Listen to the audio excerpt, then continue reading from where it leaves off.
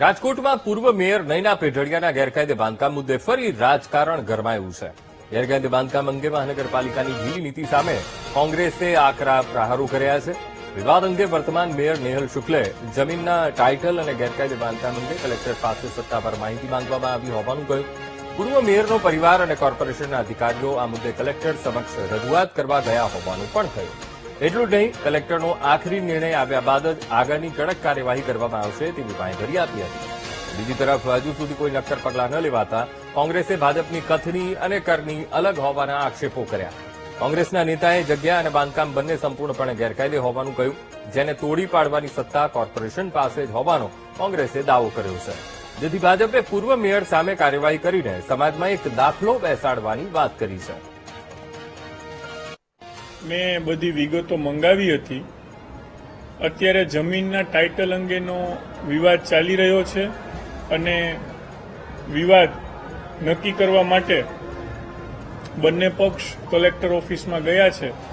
Title કોનું છે એ અંગે સ્પષ્ટ મત થતા આપની જે વાત છે એ અંગે વધારે પ્રકાશ પડી શકે એમ છે.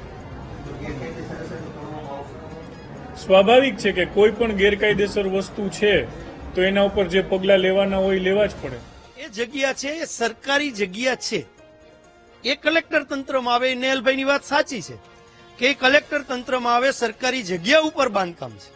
ખાલી બાંધકામ છે એ ગેરલાયક નથી, પહેલા તો જગ્યા ગેરલાયક છે. એ હકીકતમાં કલેક્ટર તંત્રમાં આવે. મેયરશ્રીની વાત સાચી, પણ સરકારી જગ્યા એ કલેક્ટર તંત્રમાં આવે, પણ સરકારી જગ્યા ઉપર બાંધકામ છે એ બીપીએમસી એક્ટ એ રાજકોટ મહાનગરપાલિકાના તાબા હેઠળ આવે. ખોટી રીતે જે બાંધકામ થયું છે એને પાડવાની સત્તા પણ રાજકોટ મહાનગરપાલિકાની છે.